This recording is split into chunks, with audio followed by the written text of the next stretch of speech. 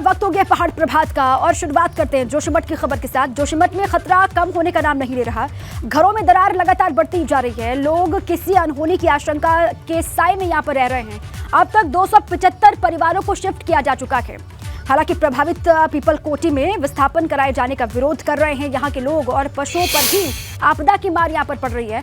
मुख्य विकास अधिकारी ने प्रभावित और विस्थापित लोगों से बातचीत की। विस्थापित वाली जगहों पर निरीक्षण किया गया। पूरे मामले पर धामी सरकार भी लगातार नजर बनाकर रखी हुई है। देखिए, अलग अलग तस्वीर आपको दिखा रहे हैं। घरों में दरारें लगातार बढ़ती जा रही हैं। 275 परिवार हैं जिनको अभी तक शिफ्ट किया जा चुका है। मुख्य विकास अधिकारी लगातार निरीक्षण वहां पर कर रहे हैं। हालात पर सरकार की भी नजर बनी हुई है और पशुओं पर भी यहां आपदा की मार पड़ रही है, ये लोग यहां के बता रहे हैं। जोशीमठ आपदा प्रभावितों को सरकार का प्लान तैयार हो गया है यहाँ के प्रभावितों को लेकर, और ये कहा जा रहा है कि जल्द से जल्द जितने भी घरों में दरारें आई हुई हैं वहाँ के लोगों को दूसरी जगह पर शिफ्ट कर दिया जाएगा। सरकार लगातार यहाँ के हालातों की मॉनिटरिंग भी कर रही है। जोशीमठ में खतरा अभी बरकरार है, खतरा अभी टला नहीं है। घरों में लगातार लोगों की दरारें बढ़ती जा रही हैं। लोग ये बता रहे हैं कि अभी भी जो दरारें हैं वो और बड़ी हो रही हैं और गहरी हो रही हैं। कई टीमें वहाँ पर मौजूद हैं। राज्य सरकार भी लगातार नजर बनाए हुए, साथ ही केंद्र की भी नजर है। केंद्रीय एजेंसियां भी यहां पर लगातार डटी हुई हैं। विस्थापन कराए जाने का बहिष्कार कुछ इलाके ऐसे हैं जहां के लोग लगातार कर रहे हैं। विस्थापन का ये लोग बहिष्कार कर रहे हैं। मुख्य सचिव, मुख्य विकास अधिकारी यहाँ पर पहुंचे हुए हैं, वो निरीक्षण कर रहे हैं। जो विस्थापित लोग हैं उनसे भी बातचीत और जो प्रभावित इलाके हैं वहां पर भी जाकर के लोगों से बातचीत कर रहे हैं। देखिए, बड़ी खबर, जोशीमठ आपदा प्रभावितों को सरकार का प्लान तैयार हो गया है। प्रभावितों को लेकर प्रभावितों को स्वरोजगार से जोड़ने की तैयारी चल रही है। सरकार स्वरोजगार से जोड़ने का खाका तैयार कर रही है, ये बड़ी जानकारी मिल रही है। जोशीमठ आपदा प्रभावितों को लेकर सरकार का एक प्लान तैयार हो रहा है और वो प्लान है प्रभावितों को स्वरोजगार से जोड़ने का। सरकार स्वरोजगार से जोड़ने का खाका तैयार कर रही है, ये जानकारी। आपदा प्रभावित किस तरीके से उन तक राहत पहुंचाई जाए, ये सरकार की कोशिश दिखाई दे रही है। प्रभावितों को स्वरोजगार से जोड़ने की तैयारी है और एक पूरा खाका इसको लेकर तैयार कर रही है धामी सरकार, ये जानकारी मिल रही है। पहाड़ अब भी खतरे में, यहाँ पर लोग खतरे की जद में जी रहे हैं। लोगों को बाहर निकालने के लिए, जो प्रभावित है उन तक राहत पहुंचाने के लिए सरकार हर मुकम्मल कदम उठा रही है, ये सरकार की तरफ से कहा जा रहा है। इसी बीच में बड़ी जानकारी, प्रभावितों को स्वरोजगार से जोड़ने की तैयारी धामी सरकार कर रही है और स्वरोजगार से जोड़ने के लिए प्रभावित लोगों को एक खाका यहाँ पर सरकार बनाने जा रही है। काम इस पर हो रहा है। पीपल कोटी वो इलाका जहां पर लोग विस्थापन का विरोध कर रहे हैं। अब इन लोगों को किस तरीके से मनाया जाएगा, इन लोगों को किस तरीके से राहत पहुंचाई जाएगी, लोग जो कह रहे हैं उनकी मांग पर किस तरीके से आगे बढ़ा जाएगा, इसको लेकर सरकार लगातार विचार भी कर रही है। इसी बीच में ये स्वरोजगार से जुड़ने वाली खबर। चलिए सीधे पंकज राणा के पास आपको लिए चलते हैं, हमारे साथी जुड़ चुके अधिक जानकारियों के साथ में। पंकज, देखिए, सरकार ये बार बार कह रही है कि हर संभव मदद यहाँ के लोगों को पहुंचाई भी जा रही है और राहत किस तरीके से और पहुंचाई जाए इसको लेकर कोशिश भी की जा रही है। अब खबर ये है कि जो प्रभावित लोग हैं उनको स्वरोजगार से जोड़ने का खाका धामी सरकार तैयार कर रही है। पंकज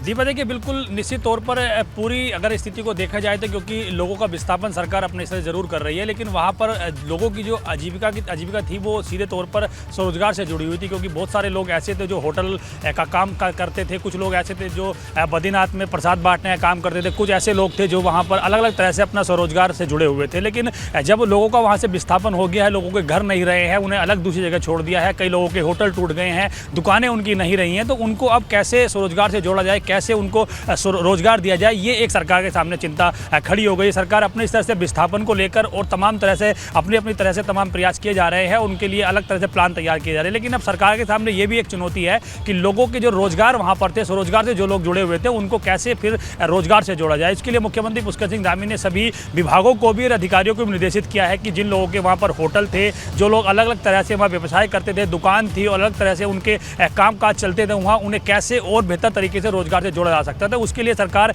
एक प्लान तैयार कर रही है। जिन लोगों के होटल वहाँ पर थे, जिन लोगों की दुकानें वहाँ पर थी, या जो लोग अलग तरह से वहाँ व्यवसाय करते थे, उनको व्यवसाय से जोड़ने के लिए सरकार प्लान तैयार कर रही है। मुख्यमंत्री पुष्कर सिंह धामी ने सभी अधिकारियों को निर्देशित किया है कि विस्थापन के साथ साथ स्वरोजगार से जोड़ने के लिए भी उनके लिए काम किया जाए, और अब ये एक प्लान तैयार किया जाएगा ताकि रोजगार लोगों को मिल सके, क्योंकि तमाम सारे लोग ऐसे हैं, खूब बड़ी संख्या में लोग ऐसे हैं जिनके घर टूट गए हैं। तकरीबन 800 से ज़्यादा लोगों के घरों में दरार आई है। उनमें से कई परिवारों को विस्थापन भी कर दिया गया है। जिन लोगों का विस्थापन हो चुका है वो अभी होटलों में रुके हुए हैं और पीपल कोटी में प्री फैब्रिकेट मकान बनाने का प्लान चल रहा है। तो ऐसे में सरकार अब ये चाह रही है कि इन लोगों को रोजगार से जोड़ने के लिए एक बेहतर प्लान तैयार किया जाए। उसमें खासतौर पर अगर देखा जाए तो जिन लोगों की वहाँ होटल्स थे, दुकानें थी, या जो लोग, क्योंकि ये जो ये जो एरिया था दीपा, अगर देखा जाए तो यहाँ पर मुख्य रूप से लोग यहाँ पर बद्रीनाथ धाम की यात्रा के लिए आते थे, या होली में पर्यटन के हिसाब से यहीं पर है। अगर कहीं और शिफ्ट किया जाए तो पहले उनके रोजगार का बंदोबस्त किया जाए, उसके बाद लोग यहाँ से जाने को तैयार होंगे।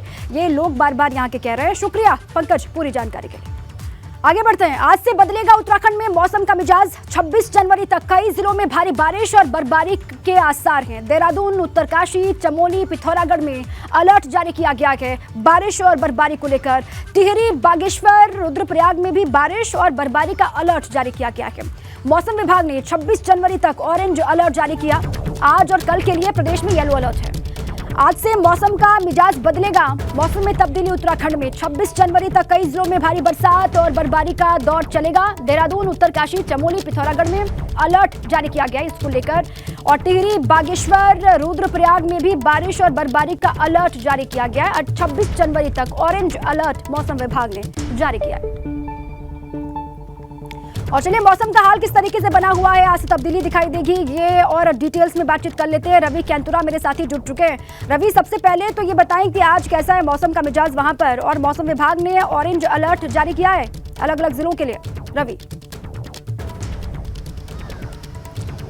बिल्कुल दीपा, अगर अभी मैदानी इलाकों की बात करें तो यहाँ पर अच्छी धूप है, लेकिन आज शाम से उत्तराखंड में मौसम बदल जाएगा। और अभी जो अलर्ट दिया है वो 7 जिलों के लिए है, जिसमें टिहरी, बागेश्वर, पिथौरागढ़, उत्तरकाशी, रुद्रप्रयाग और चमोली जिले शामिल हैं। लेकिन अभी जिस तरीके से शाम से मौसम बदलेगा, 26 तारीख तक इसी तरीके का मौसम उत्तराखंड में रहने वाला है। और 26 जनवरी के जो तमाम जो कार्यक्रम है उत्तराखंड में, वो भी मौसम प्रभावित कर सकता है, क्योंकि अभी 25 तारीख तक तो ऑरेंज अलर्ट है, येलो अलर्ट है, लेकिन 26 तारीख को ऑरेंज अलर्ट जारी किया गया है। तो ऐसे में जो है दिक्कतें मौसम कहीं ना कहीं बढ़ा सकता है। और जो ऊपरी इलाके हैं, जो 2500 मीटर और 2200 मीटर तक भी मौसम विभाग ने बर्फबारी की संभावना जताई है। तो ऐसे में माना जा सकता है जो हिल स्टेशन है वहां पर अच्छी बर्फबारी होगी। तो सैलानियों के लिए बर्फबारी का होना एक अच्छी बात है, वो बर्फबारी का लुत्फ ले सकते हैं। लेकिन इसके साथ ही साथ जो ठंड है वो काफी बढ़ जाएगी, क्योंकि अभी भी हिल स्टेशनों पर पारा काफी लुढ़का हुआ है, और जो अच्छी जबरदस्त ठंड है वो उत्तराखंड में देखने को मिल रही है। मैदानी इलाकों की अगर बात करें तो वहां पर खासतौर पर हरिद्वार और उधमसिंह नगर 2 जिले ऐसे हैं जहां पर सुबह के वक्त में कोहरा परेशान कर रहा है। आने वाले दिनों में भी यहाँ पर कोहरा लगा रहेगा, तो ये कुछ दिक्कतें मौसम की जरूर रहेंगी।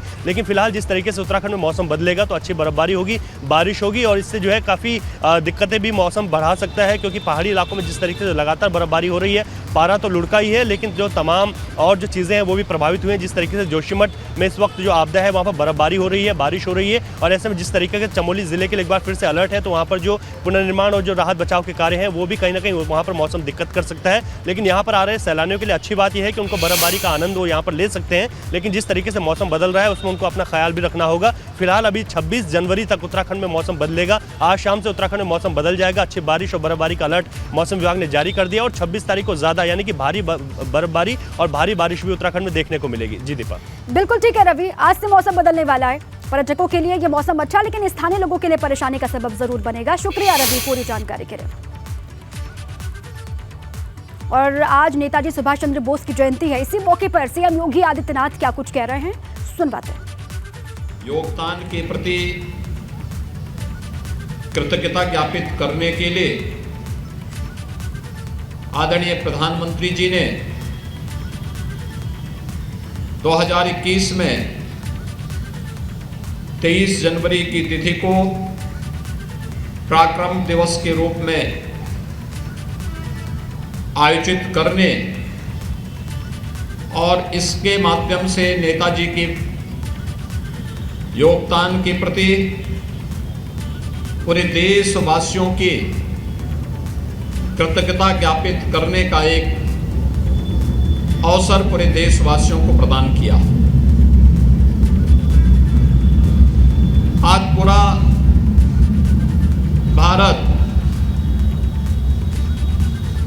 नेताजी सुभाष चंद्र बोस के प्रति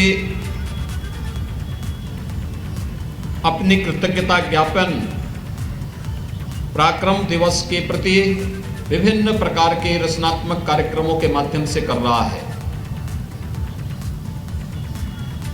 हम सब जानते हैं कि नेताजी सुभाष चंद्र बोस का जन्म भारत के तत्कालीन बंगाल प्रांत के और आज के उड़ीसा प्रांत के कटक में हुआ था। बचपन से ही कुशाग्र बुद्धि के होने के नाते आगे की पढ़ाई के लिए, उच्च शिक्षा के लिए उन्हें कैम्ब्रिज विश्वविद्यालय में दाखला लेना पड़ा था। उस समय की प्रतिष्ठित प्रशासनिक सेवा ICS की परीक्षा में सर्वोच्च स्थान प्राप्त होने के बाद भी उन्होंने वह सेवा ज्वाइन नहीं की। उन्होंने इस बात को स्पष्ट किया था कि जो लोग हमारे देश को गुलाम बनाए हुए हैं, जिनके खिलाफ हमें लड़ाई लड़नी है, हम उनकी अधीनता स्वीकार करके किसी भी बड़े पद को ठुकरा सकते हैं। और उन्होंने ICS की परीक्षा में उत्तीर्ण होने के बाद भी उसे छोड़ करके देश की आजादी के आंदोलन के साथ वे जुड़े थे। आजादी के आंदोलन के दौरान अनेक ऐसे अवसर आए थे जिन्होंने नेताजी सुभाष चंद्र बोस को, जिसके माध्यम से वह भारत की राजनीति में स्थापित हो सकते थे, लेकिन उससे इतर उन्होंने सदैव क्रांति का मार्ग चुना। देश के प्रत्येक नागरिक के मन में राष्ट्रभक्ति का भाव पैदा हो और हम सब अपनी राष्ट्रीयता के मार्ग का अनुसरण करते हुए नेशन फर्स्ट के इस भाव को सदैव अंगीकार कर सके। वह सदैव इस बात के पक्षधर थे, न केवल भारत के अंदर बल्कि दुनिया के अंदर अनेक देशों में रह करके, जर्मनी है, जापान है, सिंगापुर है, इन सभी देशों में, दुनिया के तमाम देशों में रह करके वहां के भारतवंशियों के साथ मिल करके भारत की आजादी का अलग जगाते रहे। आजाद हिंद फौज नेताजी सुभाष चंद्र बोस के भारत की आजादी के लिए जिन मार्गों का उन्होंने उस कालखंड में अनुसरण किया था, उसका एक उदाहरण है। नेताजी सुभाष चंद्र बोस ने उस समय जो स्लोगन दिए थे, चाहे वह दिल्ली चलो का नारा हो, चाहे वह जय हिंद का नारा हो, जो आज भी हम सब के अंदर एक नया रोमांच पैदा करता है, और चाहे इस देश के युवाओं के मन में इस भाव को पैदा करने के लिए कि देश की आजादी के लिए जो उन्होंने दिया था, जो भारत के प्रत्येक जवान पर वह नारा अक्सर सुनने को मिलता है कि तुम मुझे खून दो, मैं तुम्हें आजादी दूंगा, यह अपने आप में हर भारतवासी को रोमांचित कर देता है। यह अवसर हमारे लिए अत्यंत महान अवसर है, जब देश आजादी के अमृत महोत्सव वर्ष के भव्य आयोजन के बाद, हर घर तिरंगा के कार्यक्रम को सफलतापूर्वक आगे बढ़ाने के बाद अब आजादी के अमृत काल में प्रवेश कर चुका है। स्वाभाविक रूप से इस देश को दुनिया की सबसे बड़ी ताकत बनाने के लिए प्रधानमंत्री मोदी जी के नेतृत्व में जो कार्यक्रम चल रहे हैं, उन सभी कार्यक्रमों को हर भारतवासी अगर अपने कर्तव्यों का पालन करना प्रारंभ करेगा, स्वाभाविक रूप से नेताजी सुभाष चंद्र बोस जैसे भारत माता के अमर सपूतों और आजादी के महानायकों के वे सपने साकार होंगे, जिन्होंने देश भारत को दुनिया की एक बड़ी ताकत, एक स्वतंत्र भारत को दुनिया की एक बड़ी ताकत के रूप में स्थापित करने का देखा था।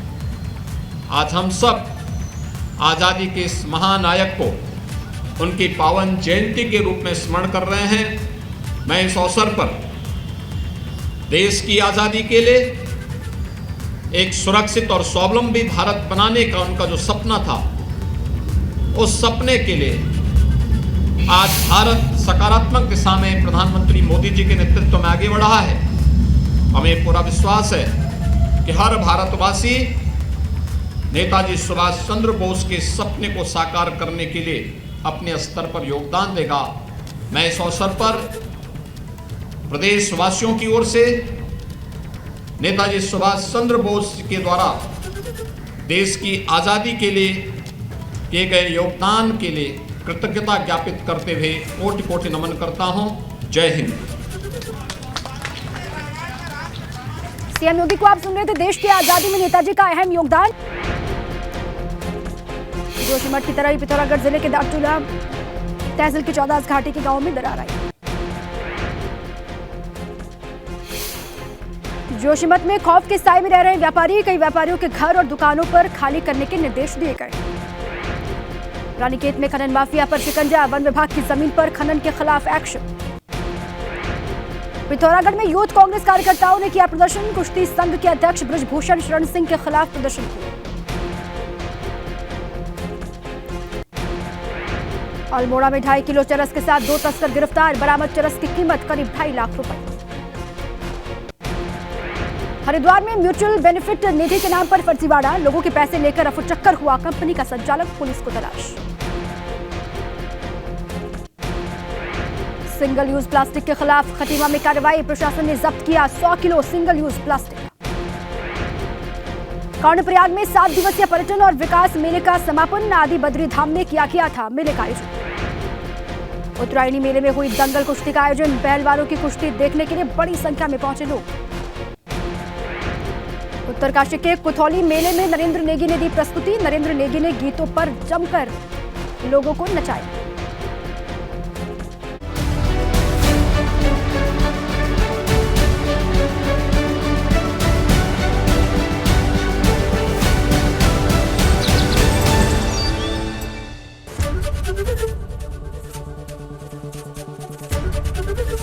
एबीपी गंगा, खबर आपकी, जुबान आपकी।